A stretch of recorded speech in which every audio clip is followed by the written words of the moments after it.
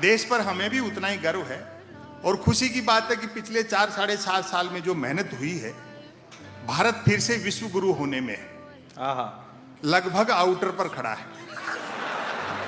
Outer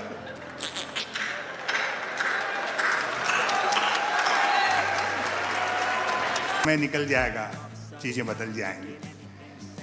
जिन्हें मार्गदर्शक मंडल में डाल दिया उनको समझ में आ गई ना कि राम किसी मठ में नहीं घट में रहते। इसलिए इस जय जयकार और मिथ्या नारेबाजी में मत पड़ो। समय आपका बीत जाएगा और एक दिन झूठी जय जयकार करने वालों के भी समझ में आ जाएगी कि मोदी जी इंडिया को कितना भी डिजिटल कर दो, रोटी गूगल से डाउनलोड नहीं हो सकती। क्या बात है, वाह। बहुत अच्छा सब लोगों ने सुनाया। ये पाकिस्तान चाइना ये कोई सब्जेक्ट नहीं है मेरे लिए। भाई उस पाकिस्तान के लिए क्या लिखना। जितनी पाकिस्तान की जनसंख्या है उतने तो अपने यहाँ 24 घंटे फ्री वाईफाई के चक्कर में 4G टावरों के नीचे बैठे रहते हैं।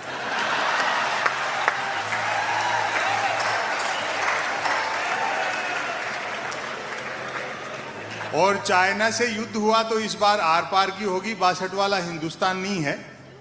अपन जीतेंगे और उस खुशी में फिर चाइनीज पटाखे फोड़ेंगे।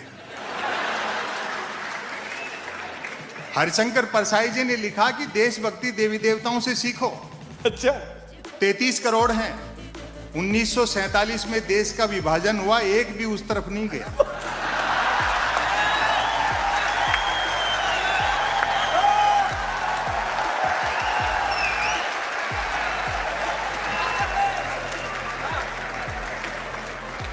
देश से हम भी मोहब्बत उतनी करते हैं, लेकिन मिथ्या राष्ट्रवाद और सच्चे देश प्रेम में अंतर होता है।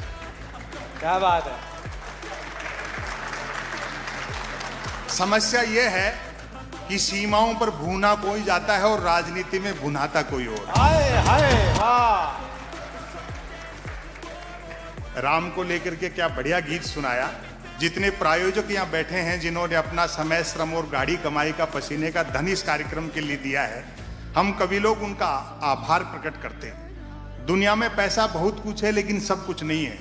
आपके धन से कितने लोगों के चेहरों पर मुस्कान आती है और कितने लोग एक चिंतनपूर्ण सामग्री साथ लेकर के जाएंगे, ये बड़ा यज्ञ है। बहुत बहुत बहुत।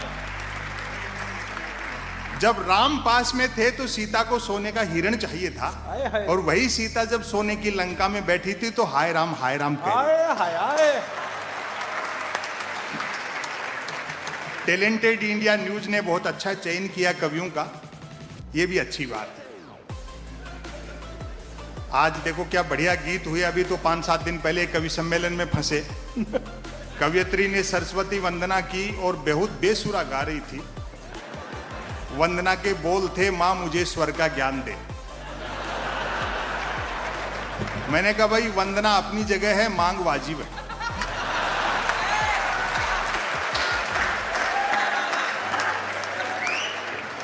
बहुत अच्छे।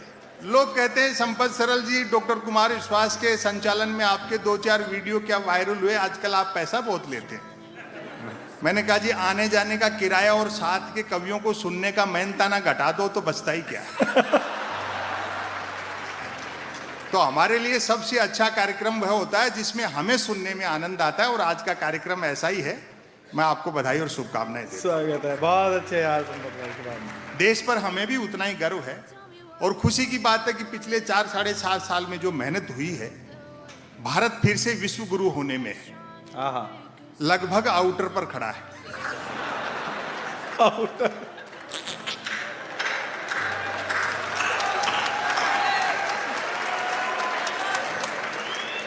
और वैसे भी उस देश को विश्व गुरु होने से कौन रोक सकता है जिसकी जेलों तक में संत महात्मा रहते हो। जिंदाबाद।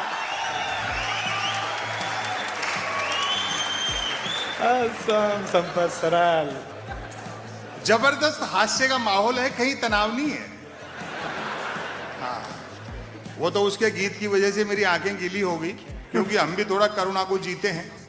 वो किसी शायर का एक शेर है ना कि हंसता हूँ आसपास के आंसू समेट कर, वो क्या खाक हंसेंगे जिन्हें रोना नहीं आता। आए हाय आए।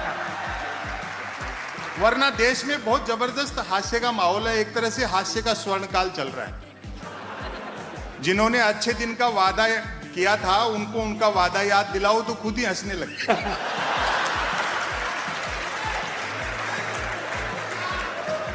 विकास का एजेंडा कहकर के आए थे, कुर्सी मिलते एजेंडे के विकास में लग गए, और सवाल खड़े करो तो जूता निकालते।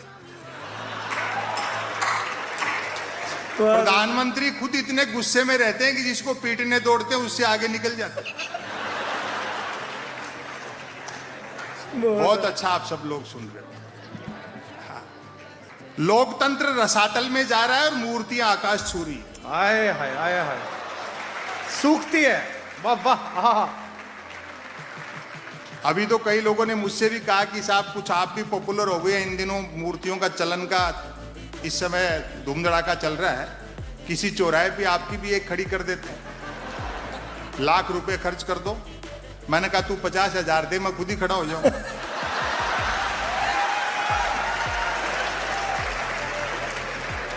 मेरे ये समझ में नहीं आती कि नेहरू को छोटा करने से पटेल कैसे बड़े हो जाए। आए हाय, वाह वाह। जिस सरदार सरोवर के तट पे पटेल की सबसे ऊंची मूर्ति लगी है, उस सरदार सरोवर परियोजना का शिलान्यास ही पंडित जवाहरलाल नेहरू ने किया।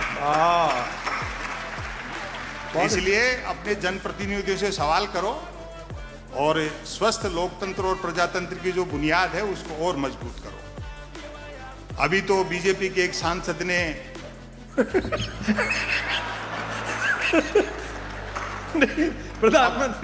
प्रधानमंत्री ने कहा था मेरा बूथ सबसे मजबूत, उसने मेरा बूट समझ लिया। अपनी ही पार्टी के एक विधायक का चरण पादुका पूजन कर दिया। चरण पादुका पूजन। तो ये कुमार विश्वास कह रहे थे, बोले भाई जी यहां भी काम में मजा नहीं आया, जूते की जगह खड़ाऊ होती तो रिजल्ट और बेटर रहता।